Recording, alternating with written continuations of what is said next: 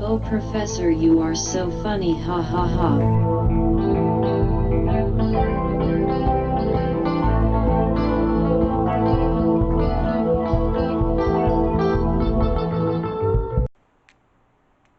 Well, good morning. Welcome back to Physics 101. Have a seat, get your coffee, get ready, wake up to take notes. Gotta remember all this stuff for the quiz now. Coffee good, coffee good. Okay, we're going to talk about some other very important differentials this morning. Okay, everybody sit down, sit down, sit down. Quiet, quiet, quiet, quiet, quiet, quiet. Okay, now I think maybe we understand that zero does not exist. You know, they say space is empty, but I say there's billions and billions of particles out in space. It's not empty at all. It could be a lower pressure, okay, but nothing is zero, so it's not empty. Class, I think you probably have all seen the standard model of gravity, right? They say around the heavenly body, around the moon and the planet, there is a gravity well, a change in space and time that causes gravity. It's a magic attractive force that makes everything fall into it. But they're going to argue with Brainstein. They're going to argue with me, I know, because they don't exist. That's not real. What is real? Because space is not empty and there's no such thing as zero. It's all filled up, and we know that there's solar wind, plasma, blowing things around, and when you see them out in space and you see the stuff flapping around, okay, like the foil and all that, that's because there's particles hitting it, okay? There's particles everywhere. Okay, so when a particle comes flying near the Earth, okay, they're running into particles, okay? And when they get closer to the Earth, there's more particles. So they start to curve because they're hitting more particles. And the more they hit the particles, the more they curve. And pretty soon, you know, they're sucked in. They're sucked in because they got so much velocity. They're hitting all these particles, and they just go, whoa, whop. I got all excited there, you know. So we're going to have Lucy, my favorite person, show you some interesting stuff, and then we'll talk some more. Now remember, zero does not exist. Now from this precept understand this also means that no space including the so-called vacuum of space is empty.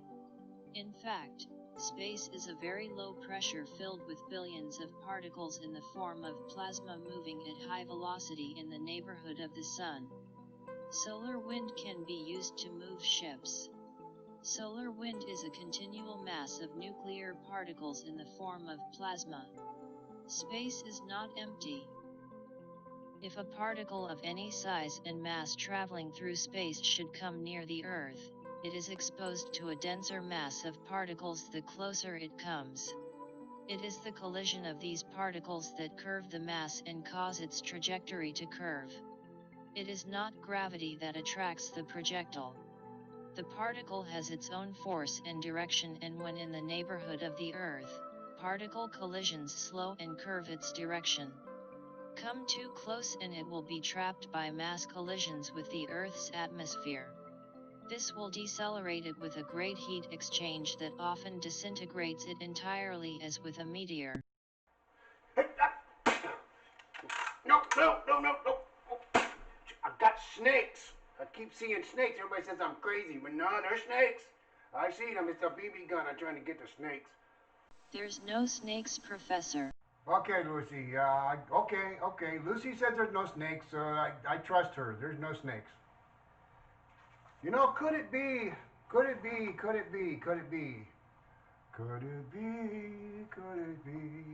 that the universe is simple? That there's no such thing as a magic attractive force of gravity, that we're actually being hit by particles and we're under pressure, because you can feel it, 14 pounds per square inch, pressure. And when you go deep in the ocean, the pressure gets more and more. We're being pushed here. We're not being pulled. It's dark matter particles, and they're all hitting us, and it gets more and more, and the pressure goes up. Lucky for us, it's only 14.7 pounds per square inch on the surface of the Earth, because it don't hurt, you know, it's pressure, but it don't hurt. Continue on for the complete disputation to gravitational theory. Any particle moving through space is exposed to a differential in collisions. There will always be a dissimilar action from one side of the particle to the other. This is more collisions occur on one side than the other. Its travel will always be curved. This is all particles from electrons and atoms to molecules and moons, planets, meteors, asteroids, and even suns. As object masses collide depending on their velocity, density, and isotropy, they combine to form larger masses. Just like when a meteor hits a planet, its energy is given to the planet. The planet increased by the mass of the meteor, and regardless of how academic the amount, the meteor affected the motion of the planet. Gravity. Gravity is nothing more than the natural collision of matter in motion in a sea of particles unseen as in dark matter. That the first law of thermodynamics is true, in that energy can neither be created or destroyed but can only change form, and that form is twofold, which is the colliding and dividing and vectoring of small particles that creates a larger mass, to this larger mass now being a better target for collision. Thus, the function of the universe that we see is one of skewed dilation.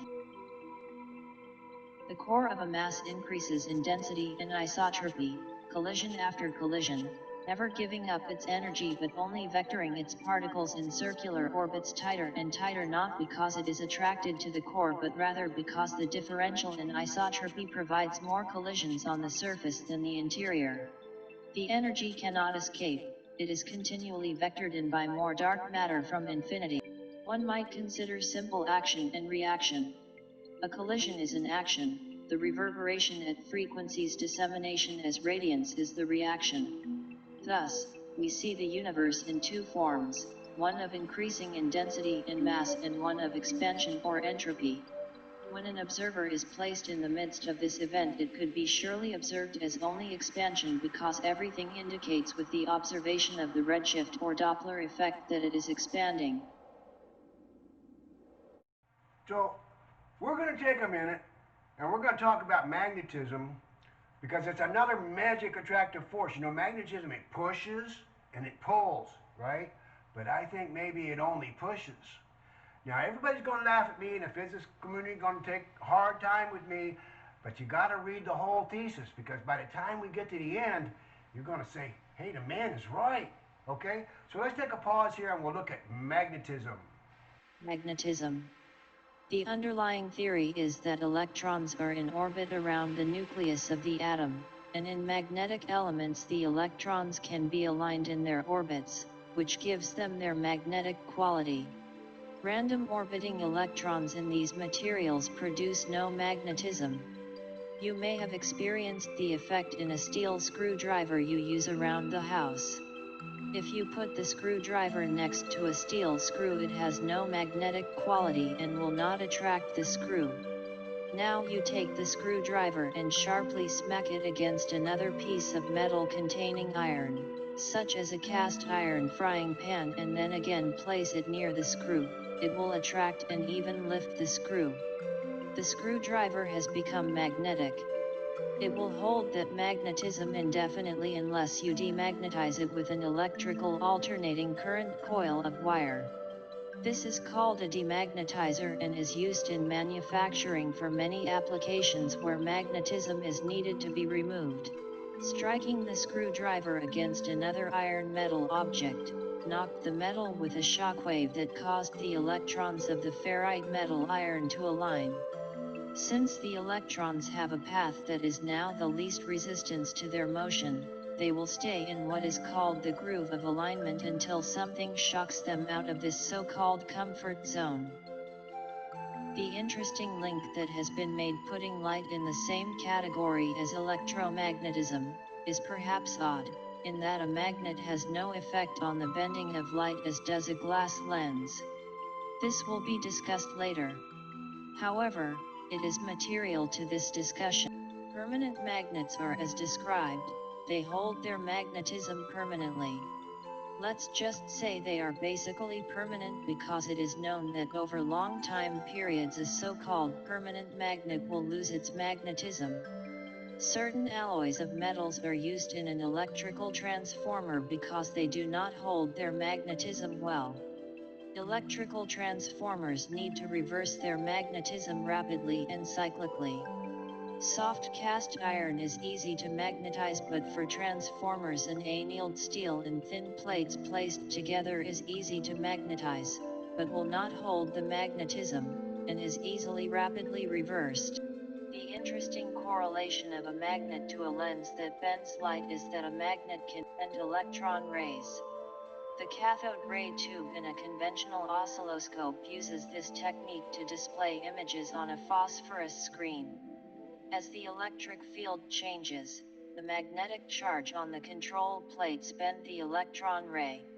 A positive charge will repel the ray and a negative charge will attract the ray. Thus, magnets are a type of magnetic lens. The oddity is that it only affects other magnetic materials. For non-magnetic materials it has no effect. Another oddity of a magnet is that it will adhere to a metal surface such as a magnetic toy that sticks to the refrigerator door. It seems to defy gravity and hang there indefinitely. Now consider an electromagnet. It will stick to a metal surface, but as soon as you turn off the electrical power, it will fall. So, what is it that makes a permanent magnet stick? Could it be dark matter? A permanent magnet is not a perpetual motion machine that is magically defying gravity. The physical structure of the atoms of a permanent magnet are a magnetic lens that is focusing the motion of dark matter particles moving through space at phenomenal frequencies. Dark matter particles are warped into controlled directions by the metal's crystal structure. The organized structure channels the dark matter and the magnet is pushed in the direction of least resistance to the metal surface, and thus aligning the structure of the surface metal also, and reducing the resistance of dark matter flow such that the magnet is pushed to the surface. Place a small spacer such as several layers of paper between the magnet and the refrigerator, and the equation, force proportional to 1 over r squared is realized and the magnet will fall. Supermagnets such as neodymium alloy metal have a more powerful aligning force but are still subject to the same equation. So we start out here in the beginning, and the issue here is that could it be dark matter is the source of all the confusion? Okay. Now you may remember. I don't know if you remember, but I hope you students remember. They used to think of a thing called the ether. Ether. You say ether, and I say ether. You say ether, and I say ether. Was the thing that the light traveled on. It was everywhere. The ether was everywhere, and the reason light goes through a vacuum is because it's in the ether. It moves the ether, and that's how the light travels. But no, they came up with the idea of the photon. Okay, the massless particle, the photon, is the way light travels through a vacuum. And we're going to see that that's not true. That it really is dark matter that carries the light waves.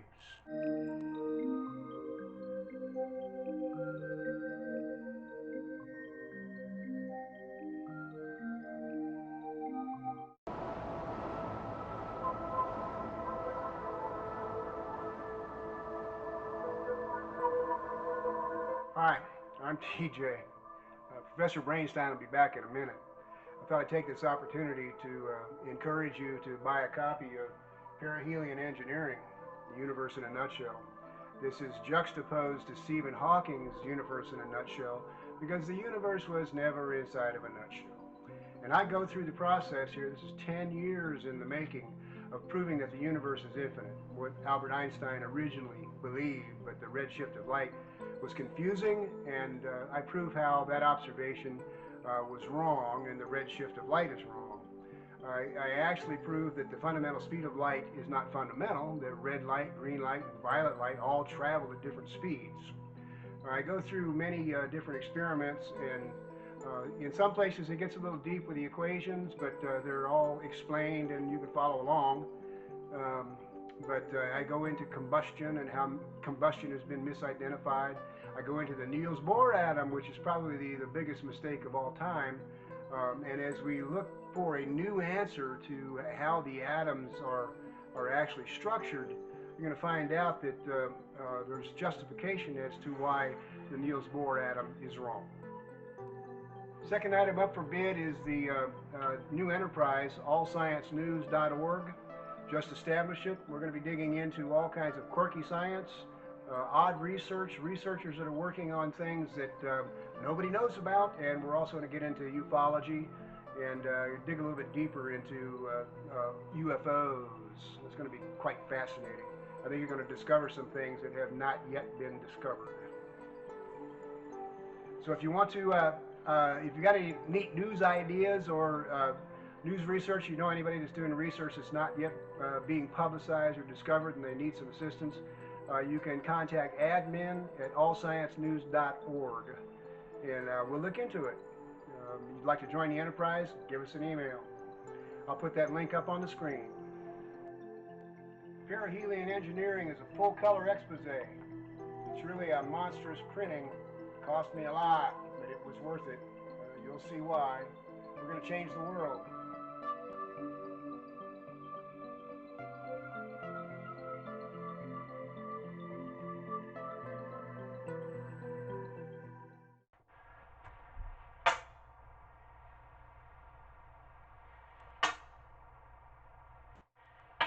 Hey! Oh! That one went side. Whoa, man, I'm not good. Lucy, you want to play? Sorry, I don't play games, Professor. Okay, Lucy, you don't got to play. It's a magnet game, you know? I missed.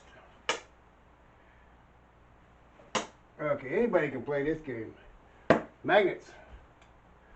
Dark matter is the ether. Consider that light, which is stated to be the quanta by Max Carl Ernst Ludwig Planck, April 23, 1858 to October 4, 1947. That guy. A lot of names here. Max Carl Ernst Ludwig Planck. Major player. Was a German theoretical physicist whose discovery of energy quanta won him the Nobel Prize in Physics in 1918. To date, the quanta is considered to be pure energy that has a mass equivalence. The dichotomy is that it is understood that matter cannot travel at the speed of light. An electron is 1,836 times lighter than a proton and travels at 2,200 kilometers per second.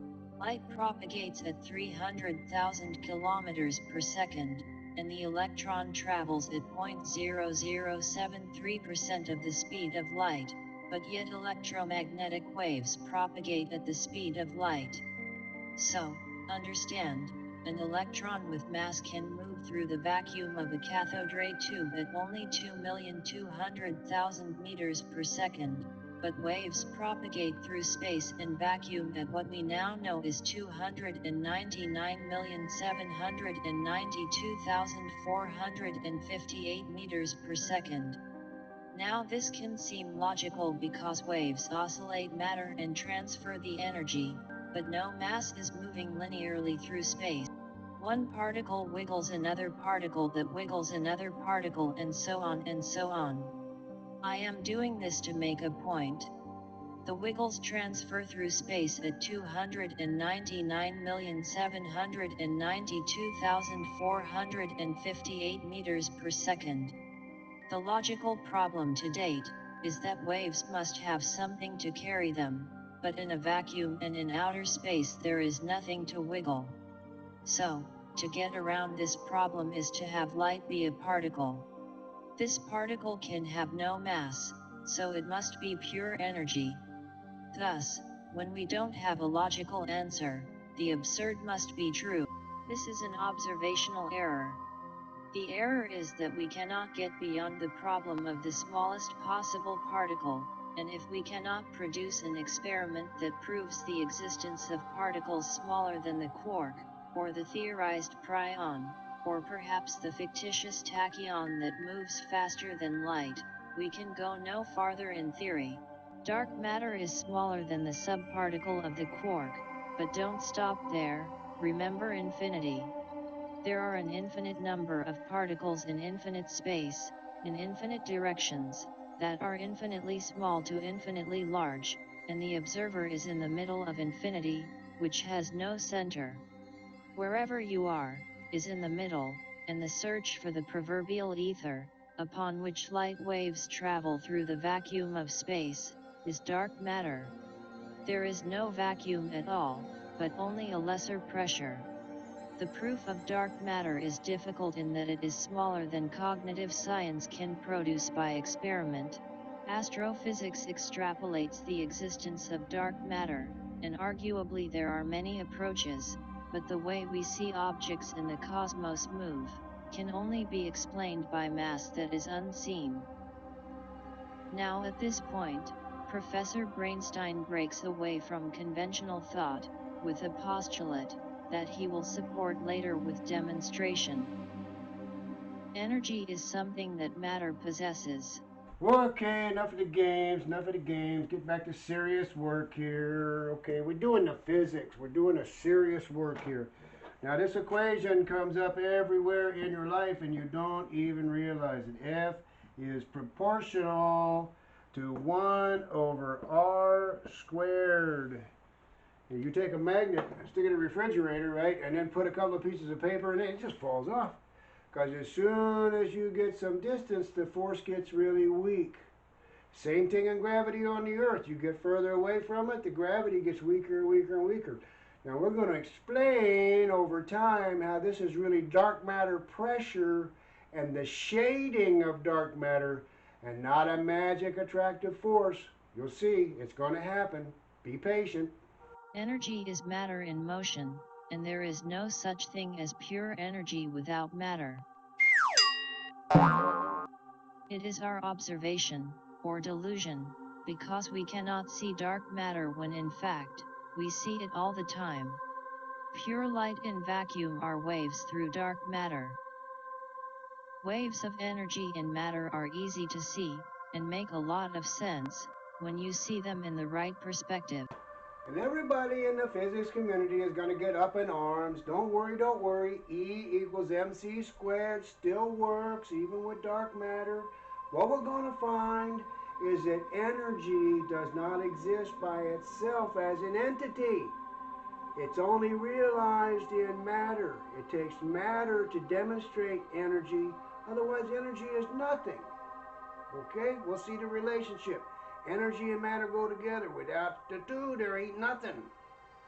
I had to turn out the lights to do this experiment. This is the first, and you're going to really enjoy this, okay? I got to look around. We got 2 flashlights. The flashlights, we got a red one and a blue one. Now, you'll see the blue and the red, when they come together, they make not purple, but it's called magenta, okay? But when I separate them, I got red and I got blue. When I bring them together, they mix, okay? They mix together and they make magenta. First part of the experiment. Oh, it's so dark in here. Second part of the experiment. I hope you can see here on the table. I'll check it out to make sure you can see. Okay, we got the blue one and we got the red one and we got a mirror on a table.